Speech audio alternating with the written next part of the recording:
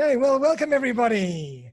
This is a very special episode. This is episode 20 of Playing with Perspective, the Suspended Animation Podcast.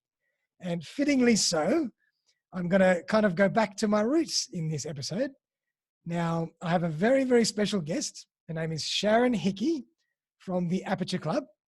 And for everybody out there who doesn't know, I'm also one of the tutors at the Aperture Club. I'm a photographer and photography tutor, and I've known Sharon for probably about 3 or 4 years, maybe a bit longer. So it's a very, very fitting that this episode is episode 20, and it's with Sharon from the Aperture Club and taking back to my roots as a photographer. So Sharon Hickey is a very creative and talented photographer and teacher. She is also a very successful businesswoman and entrepreneur. Sharon is constantly working on multiple projects and initiatives and seems to manage and execute them all with ease. So the topic of today is going to be how to be creative and innovative in the toughest of times. So welcome, Sharon. Hello, Darren. How are you? Thanks for having me on your podcast. I'm very pleased and excited. My pleasure. It's always a pleasure to speak to you, and I'm so glad that you can make it on my number 20. And number 20, I think that's a good omen. Yes, absolutely. I agree. 2020 and everything else is fabulous. Absolutely. So I thought before we kind of get into more detail, maybe you can tell us a bit about you and your journey and tell us more about Sharon Hickey. Wow. Hey, that's a big question. I've been around a little bit, but I'll keep it short. Okay. So my background, I've always been in the creative industry, and my background started in television back in my 20s. So I worked at Channel 7 for many years as a vision mixer. I also worked in production and ran location businesses, and worked also at Channel 10 and various other media outlets. Wow. I suppose working in television was really exciting for me because it was a brand new world that I didn't know existed, and I was just constantly amazed by the amount of creativity that each person within a television station emanated in one way or another, whether they're working in the production team or they're actors or they're newsreaders or their crew. Wow. So, it was a really exciting time, made some fabulous friends and gained a lot of really valuable experience doing that. But what led me actually into photography, into stills, is I actually obtained a job at Channel 7 in the stills department, which was very exciting because I'd been using my camera on documentary series. I worked with Mike Willesee for a 30-part documentary series where we travelled around and did the first Survivor series. Wow. It wasn't really cool. Survivor, but then it was... but it kind of led into that sort of genre of television. Yep. And so we were stuck on desert islands running. In those days, I used to have to change 35mm film. Wow. Film with black bags and dig in the trenches and sort of change roles, quickly. Yeah. It was all in the days of analog photography back then. It was really all analog photography. And so that was great. So I was a Channel 7 CEO put me through a course at the Film and Television School to learn all about 35 and 16mm camera assisting. And so, which is why I got jobs being part of all those documentary teams. So that was really fun. So I did that for a few years, and then I had an opportunity to run a location search business that I worked for this woman who, was looking for someone. She said, "Oh, come along." And in those days, we were all freelancers. So it's a freelance world. Nowadays, people go, it's interesting because now everyone's having to be a freelancer. That's right. But I've spent my whole life doing it, so it's kind of easy. And so I had to really use my camera because we had to go and search for locations for films and television series and work with overseas directors and producers from New York and Europe. And, they always wanted to reproduce Europe or New York in Sydney, which was really challenging. So the whole thing was sort of, it was interesting. You know, it really, but exciting, because I had to really think, how am I going to make a photograph appear as the imagination of the director or the producer? So, you know, I really had to go and learn a lot and practice myself, but so it was challenging. But finally, for some reason, I was quite good at it. And when the lady who ran it, Bev, decided to leave, she sort of offered me the business, and I took it. Wow. And so I ran that business as my own business for like 3 years, but it was so full on. I think there's a real knack in being a location scout in a way, because, you know, you have to, there's a multitude of observations that you have to be aware of, not just the creative elements, but you have to be the practical elements of, you know, where you're going to put 50 crew. That's right. It's quite logistical as well. You have to really be good with the logistics. Absolutely. And so, you know, you can't pick places that got huge telegraph poles or wires in front of them, even though it's the perfect location. So anyway, to cut a long story short, I was working 7 days a week. Wow. Like, you know, 16 hours a day. I went, in the end, I burnt out and just decided to become a stills photographer. Gotcha. That had its own challenges, of course. You know, just because one decides to become a stills photographer doesn't mean you automatically become one. Yes. You have to put in the hard work and the yards and work 50,000 jobs for nothing. Yeah, build the relationships. Build your relationships, work hard, do things for not much money, the whole thing. But eventually it pays off. Yep. If anyone out there thinking of becoming a photographer, that's probably one of the first things I'd say. You know, apart from honing your skills and getting yourself up to speed, more than important than anything is to really form good relationships with clients, Yep. service them, do anything for them. Yep. Well, you know what I mean, but job, you know, like make sure it's always that, you know, the job is the most important thing. Yep.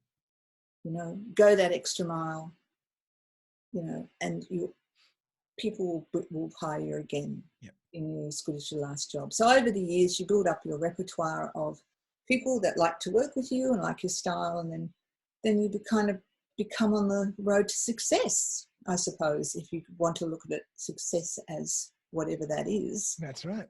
Success has a lot of different layers and meanings. Definitely. But for me, it's just having the opportunity to be employed a lot, without having to put too much effort into it. You know, and now, like, because I have return business, so that's really good. So a lot of people say that the journey is the success. Just being able to stay in the game and be a photographer and stay on that journey is success already. That's exactly right. You know, and that's exactly it. So it's whatever you want it to be. You know, some people, you know, want to do that. You know, some people just want to do it part-time. Some people want to be wildlife photographers or sports photographers, and that's what I do think, though, if people do know what area they want to be, where they want to put their, you know, move towards, it's always better to specialize in an area. Perfect. Yeah. And so you've been obviously photographing for a long time, got a lot of great relationships, done all sorts of different photography. Yeah. What brought you to start the Aperture Club? How did you give birth to the Aperture Club? Well, probably about 20 years ago, I had a group of women, actually. They were all women. And we called that, they were bushwalkers, and they wanted, that's what it started, and they wanted to learn photography. And I'd run a couple of, my friends who ran it said, come along. And so I started running, I ran a couple of the walks, and all aimed at, you know, using a camera and teaching about photography. And they loved it so much, they wanted to continue. And then so this group evolved, and then more people came into it. And like we called, you know, I took on the teacher role and more seriously, and then had them for about 5 years. Wow. And from that point, you know, that was a beautiful journey with them, because I just saw everybody progress well, you know, like they started out not really knowing anything about photography to developing their own insights of about their personal work or what they wanted to achieve through it. And we had lots of exhibitions, and the journey took them through into being quite good photographers in their own right. That was really exciting. Except we got to be too good of friends after 5 years, and I had to say, I think Oh, really? let's go, don't do any more wipe on, wipe offs, and go and find other. Okay. Other So are you still in contact with those people? Yeah, absolutely. And after that, I also started working for Imaginative Traveller on a couple of, just to run tours, photographic tours, Right. in India to register. Ooh, wow. So that was really fun. Go off adventuring amongst the wild tigers. Oh my God. Yeah, if you were lucky to see a tiger. But that was really exciting because going away and spending concentrated period of time with people that really want to learn is just a joy all round, because you know, you can live and breathe photography, especially if it's only the participants doing the photography. Yep. And they don't have to worry about anyone else, which they all seem to be just single photographers. Right. Yep. So it was really great. You know, we just had a very immersive time when we did that. So then I came back, and that whole industry changed, and I just went on doing my work. And I've always had in the back of my mind that I loved teaching, and I wanted to actually, I always thought it'd be just nice to run workshops again. Yep. And then I kind of decided to start the Aperture Club, which is, you know, and anyway, through one thing or another, my dream happened. Brilliant. That was it's about 8 years ago now. Wow. It conceptualized, and you know, it's always had it as a slow grow, you know, so that it moved at a good slow rate. Yep. And now I suppose we've done really well, considering, because now well, it was until That's right. viral mishap. Yes. The economy stopped and the world became a science fiction movie. Yep. Love it. It was going really well. Yeah, excellent. So, you know, we're running, you know, 10 workshops a month more, and we were doing master classes in different areas to give up and coming, you know, serious up and coming photographers the opportunity to gain a work experience really in the area of choice, where they could build up their own portfolio, have a real job, use it, you know, maybe then afterwards to move on and get other work. And we've also, you know, we've got lots of things and always in the pipeline. I was arranging another trip to India, actually. Yep. Might have to postpone that one for you. And we have a social night. And we have a social night in the group once a month as well. That's been running now. This is its 3rd year for that. Wow. Started off as we called it social night. Now it's called In Focus. Yep. Creative night, I suppose, or ongoing learning, where because I think that is important, because apart from the workshops, that gives the people who want to, it gives another layer to learning, because, you know, you get to work with a whole lot of the same people. Yep. And one night a week we do a lot of critiquing of work, so that people get to you know, get some feedback about where they're going. You know, sometimes we all need that. We all take shots, and sometimes we're really happy. We want to hear how that other people are happy with it, or we might be feeling a little bit a bit uneasy with a shot. Why?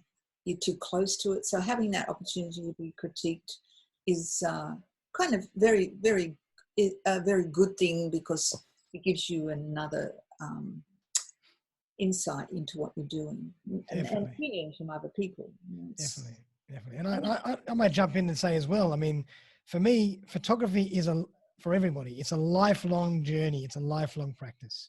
We're all continuously learning. There are always a million different genres in photography, and even moving from one genre to another requires a whole new eye, a whole new skill set, a whole new way of thinking, and we can always learn from each other. And, that's exactly right.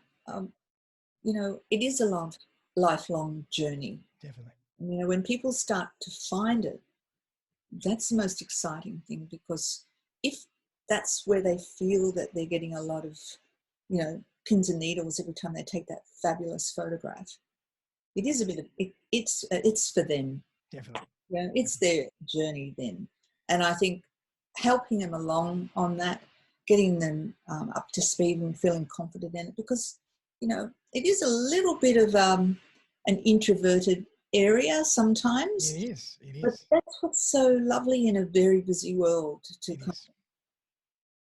be introspective about what you're doing, what you're seeing. There's so many different areas of photography that you can put your energies into, whether you want to become an art photographer or, a macro photographer, a street photographer. Whatever it is, there's a gamut of learning there. And there's a genre for everybody, there's absolutely. Absolutely. Yeah, absolutely. So that's been, it's my passion, really. The Aperture Club's been my passion, and I love it. And, it's where I, will be when I can't run the streets anymore with my career over mountaintops and things like that.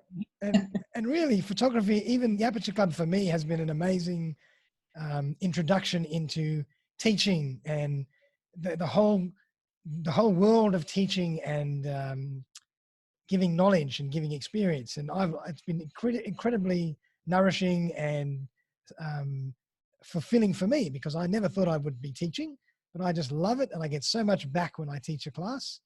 And I think it's just an amazing experience. Well, yeah, it is an amazing experience, because, and that says a lot about you too, because, and you know what, Darren, you're a very good teacher.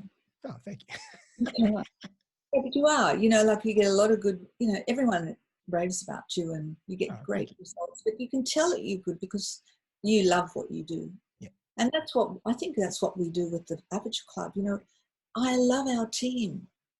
Yep. We have the best team because everyone's passionate about photography and they're wonderful people, and, and that's very exciting, Absolutely. It's half the battle won when you have a team that's that cohesive and passionate, and we're all out there for each other, and we just have so much fun. It's not like going to work. It's just going to have fun. That's right.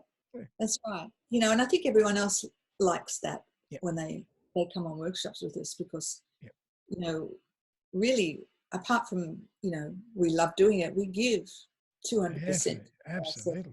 All the time. And I think, and I think that's why, we've been going so long, and hopefully we'll go forever more as long as we keep producing, top quality information, and, and anyway, we love giving away our expertise and sharing. Definitely. And it kind of brings us to kind of where we are now. I mean, obviously things have changed. Everything has dramatically changed, but you've been extremely innovative and creative in what you're about to launch, or what you've just launched as a new line for the Aperture Club. So I wanted to chat about that.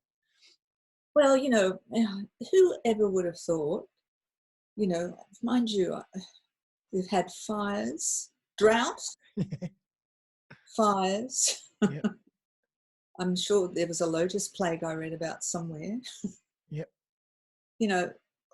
Now we've got virus, which is a war on itself, isn't it? Like, so what do? You can't do anything. I think everyone's confined to their homes. They're stuck there. You've got to make the best of it.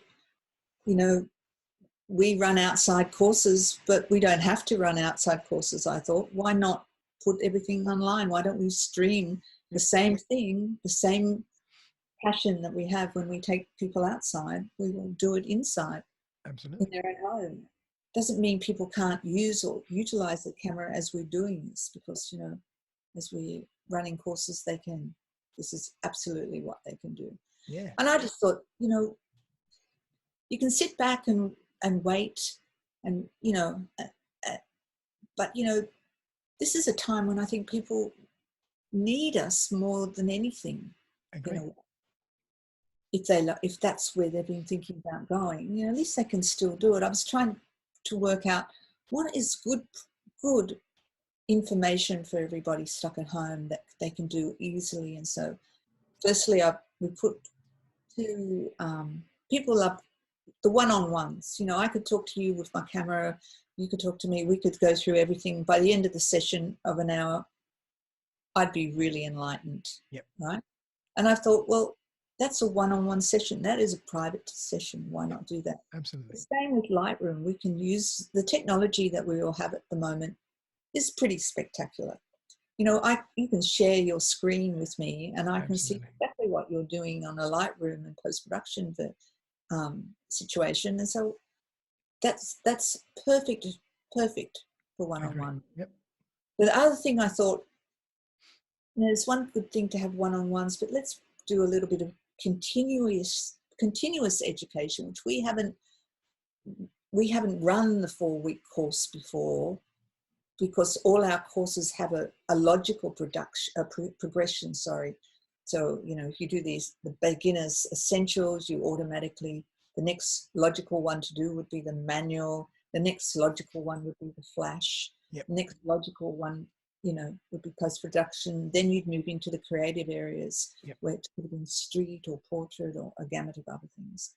But this 4-week course, which is going to be online, I thought is going to be great because we can cover still for the beginners, their camera, how to use it, go over it, look at the manual settings, get them to do exercises, lock them in those little Zoom rooms. Yeah, we can do breakout rooms and split people up, and it's incredible technology.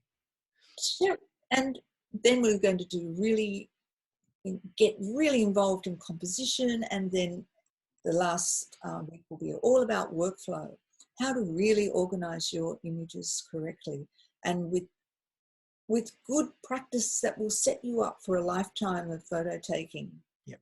Right? So I thought that's a really, as a sort of fundamentals package, that's a really nice sort of 2 hours a week for 4 weeks is something that can fill up the next month. Exercises will put assignments and set, tasks during that time in their own environment. You don't have to go outside. And, people can have that. It's actually more challenging and actually quite a bit more exciting to have to do it in space. And what I love about that course as well is that we'll have a range of different teachers on those classes. You won't just be always with the same teacher. So people will get the experience and know-how of 2 or 3 other teachers on that. Hopefully 3, as long as everyone's well and safe. But and that by having different people give you information, that expands your knowledge base, gives you new ideas about how to approach something. Yep. So I think it'll be really exciting. Yeah, I'm and the looking other forward thing to I put in was a iPhone smartphone. Of course, it's a good way to understand your phone, but then go into the apps, and then go into the sort of the back end and all the apps that were available. Absolutely. Yeah, so I've just put those, and then the other thing we're putting on to keep people interested is we'll get some speakers. Great. Yep. And we'll do some, we'll get people to talk about different interesting topics that people might be interested in as well. So Absolutely. hopefully, we didn't want to just lock up the doors and wait for the end. It's not about, we're not even about making money, because you can't make, I don't think, that much money online.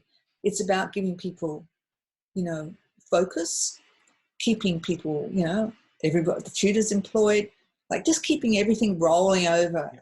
And I think, if we can do that in times of crisis, because, I'm purposely, when I go and buy coffee, I go to the local shop. I don't go to Woolworths. I go to the local shop to buy my groceries, to support them. Yep. To buy my coffee from running, like an umbrella over my head to get.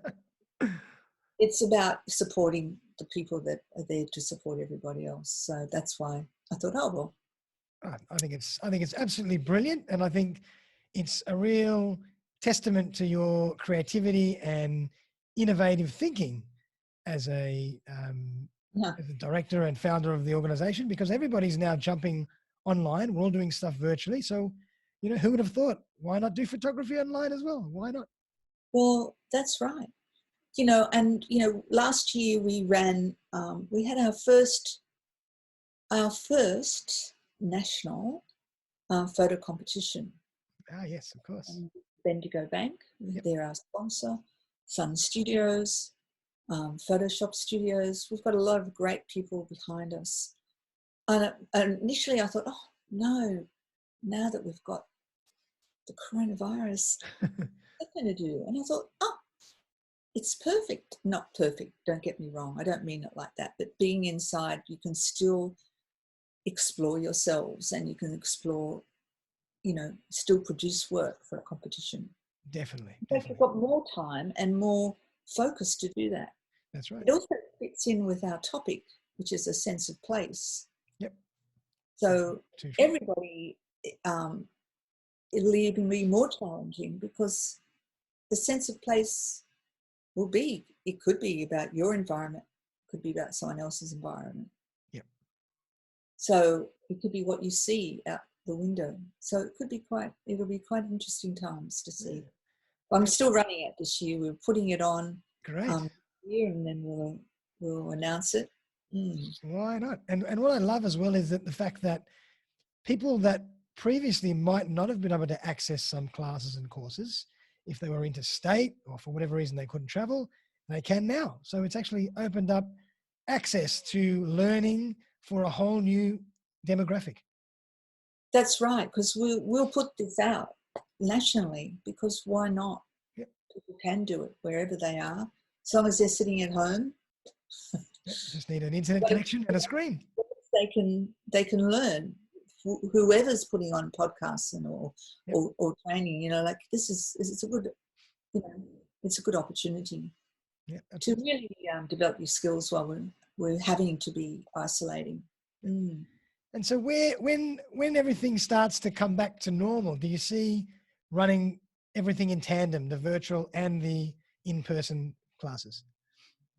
Well, we'll see how it goes. If everybody becomes excited about virtual classes, I'd be very excited too to keep them running.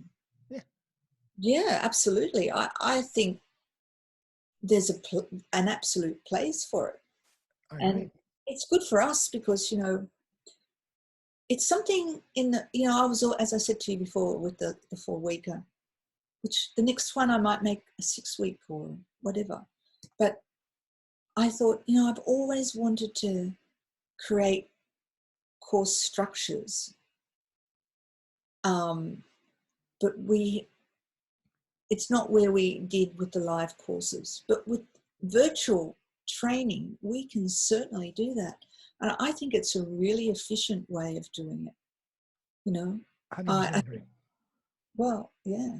Even though we've had to do it in a funny way, I think it's going to be an enlightening way in the future, in the big picture of where everyone's going. Even when it's recovered, even when everyone's recovered, I'm sure that using this sort of technology, and it'll grow and develop, of course, the technology will just open up lots of avenues for people to be producing, because we're not all going to get back on the track in the future in a month. That's right. It's probably going to take everybody economically a year or more to kind of find their footing or find new jobs and get back into the swing of workplace again.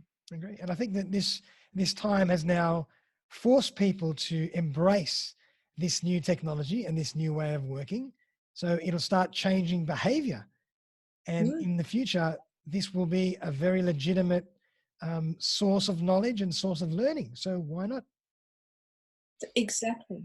Yeah, absolutely. So we took it. It's a challenge. So it's a challenge rewriting. We've rewritten our programs. We've worked very hard. over the last couple of weeks to redefine how the difference between working outside to doing virtual Yep. Virtual teaching. We've done it. I think it's really great. I'm very happy with it. I think, yeah, it's good. I think the more, yeah, I mean, the more we can put out there to support people, I think, and if people will have interest in different areas that we can offer, and I think, yeah. Fantastic. And so that's a bit of a call out for the audience, all the viewers and listeners out there. If you are interested in photography and you want to learn, jump on the website, have a look what's there. If there's something that you would like to learn that's not on there, please give Sharon a ring or send Sharon an email or send me an email and let us know what you'd like us to put on for you, because, you know, we can create anything. Well, that's exactly right. Yep. And, you know, we've also moved into the Aperture Club over the last couple of years into corporate training. Yep. So we teach a lot of corporate businesses and marketing departments. Again, it's a unique time, for people to learn perhaps how photography can enhance their workplace skill sets, especially in social media and marketing areas, or, you know, product areas for small business. So if, you know, a lot of small businesses come to us because they want to know studio lighting, you know, how to do product photography. So we have a lot of skill sets we can pass on to people. Anyways, I think it's fantastic, and I'm really looking forward to being involved with the new classes and the new virtual online experience. I can't wait. No, well, I can't either, and it's really great. I think we're going to have a good year together, producing all this great programming. Absolutely. Yeah. So I want to ask you as well, how do you maintain and juggle all these things at the same time? Like, particularly before, when you were photographing and running courses and writing notes and teaching, how do you juggle all this stuff?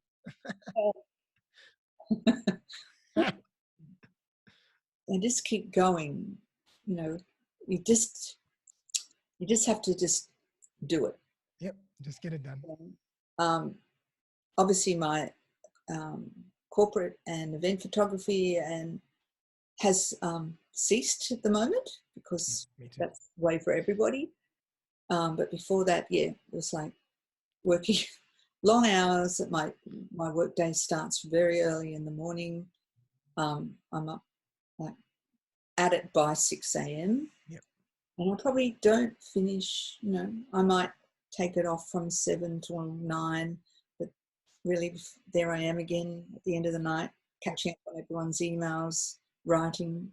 You just have to, but it's really important to have a sort of structure, if you can, about, you know, how you do your day. The worst thing is when you get a lot of, you know, professional photography jobs in. Yes. Which is always good. Pays the bills, of course. You know, it's time consuming because you've always got deadlines. Yep. And you've got to deliver those very, very high quality products very quickly. Yeah, that's fit right. Everything else in around it. I know. You know, I discovered that my best time to write for me is in the mornings. Okay. Yep. Me too.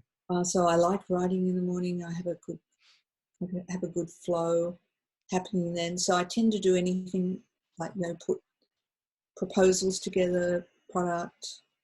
I try to do it, you know, from 6 a.m. till 10 a.m. Right. Wow.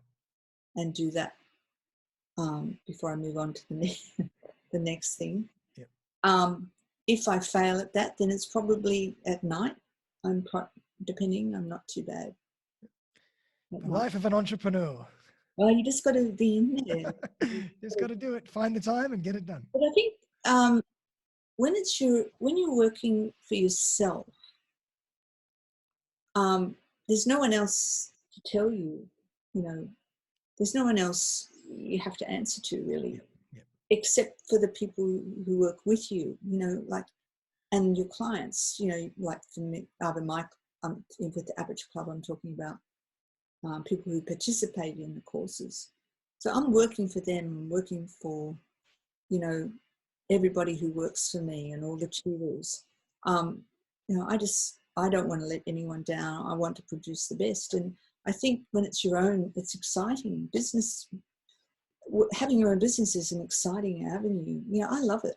Yep. I don't mind the hard work. To me, you know, it's always offering new opportunities, and I'm meeting so many different people. Yep.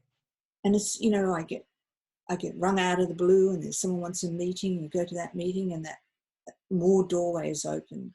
Like, and it's sort of like, oh wow, guys, guess what? We've got this happening, and you know, and so another area opens up, and so it's quite fun. But the next thing I want to, I have been thinking that I want to actually put out a video components, Oh, okay. Wow. video training in different areas, Fantastic. in both, you know, smartphone and DSLR Wow. work, and yeah.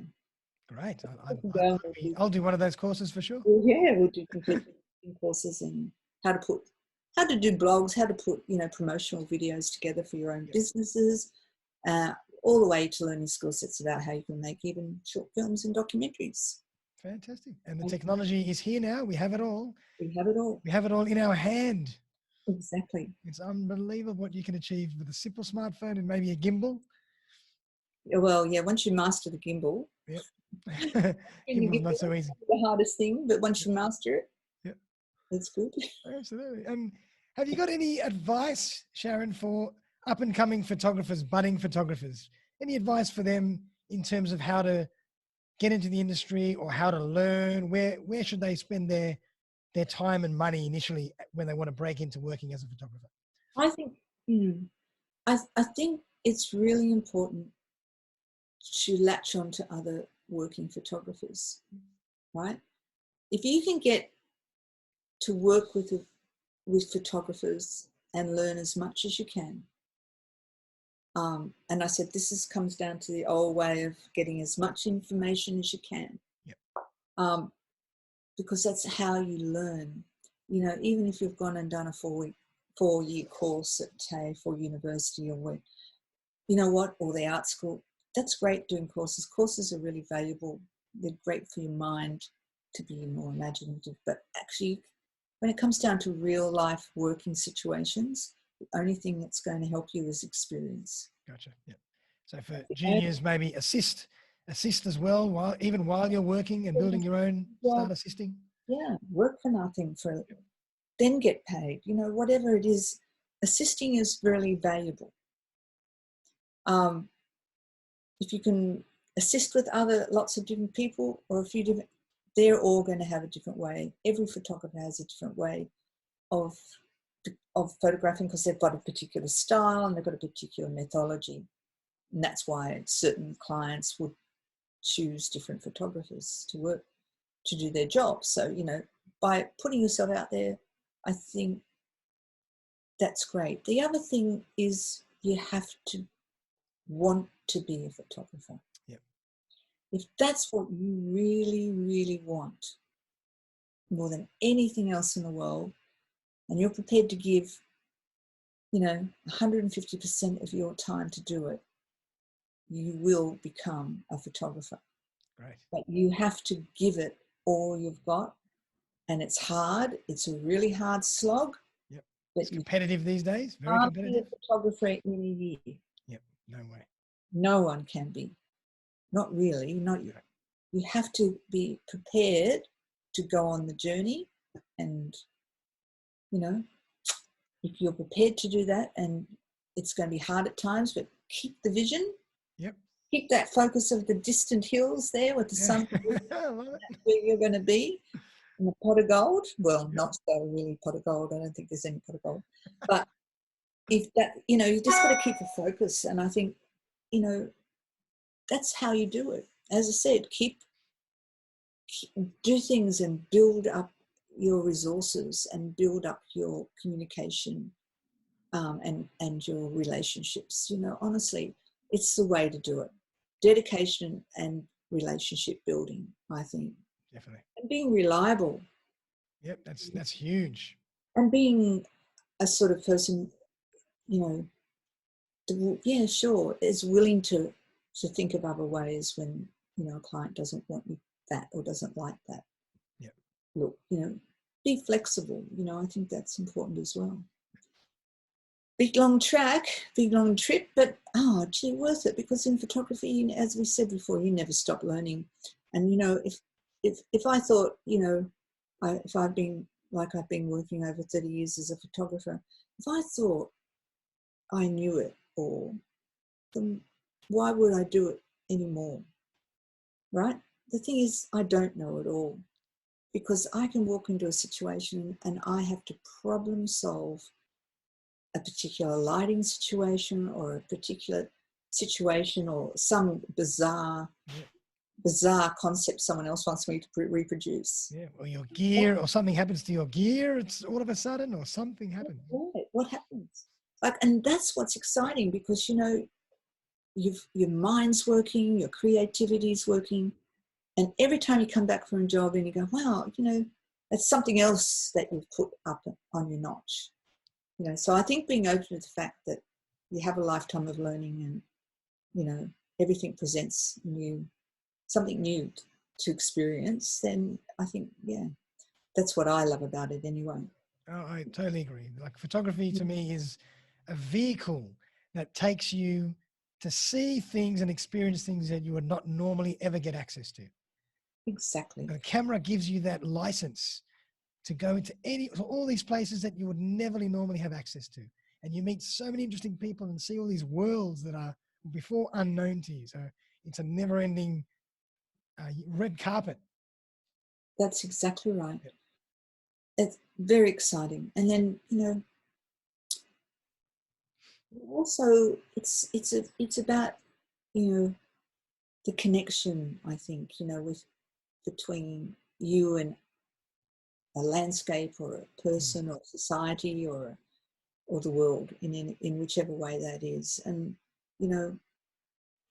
if you're if you can then, as a competent photographer, you become, in a way, many times the artist. And by doing that, you actually can allow, once you train your imagination to move into different areas, you can produce amazingly unique work for yourself. So, that's the other thing I like. If you can go and you can come up with some idea that's quite bizarre and make it happen, and you look at the work and go, wow, I never thought I would do that. Yep, it's incredible. And it's very rewarding. I like, is why I like working with actors and dancers. Yep. Because they're open to going into bizarre situations and helping you create work, create art. Yep. And so so there's all sorts of different things you can do. And it's kind of like that for me with teaching. When I teach and I see that light bulb moment go off in a student, that's very rewarding, because now I understand it. Sometimes the concepts click in different times for different people. And when you see that light bulb go off, you go, that's made it all worthwhile. Yeah, that's exactly right. And and I suppose that sums it up really well, because that is, what makes you get up the next morning and go to the next class, because of the excitement or that someone else has experienced in just getting something or seeing the possibility. Absolutely. Fantastic. Well, Shaz, thank you so much. That was very, very, very insightful. And, we discussed a lot of stuff. We discussed your background as a photographer and how you started the Aperture Club. And for everybody out there, we're going to launch a whole new range of live online events. So please check out our website. And if you have any questions about anything, give Sharon a ring or send an email. Or if there's any particular course that you'd like her to develop for you, or even a private tuition, please let her know. She'd love to.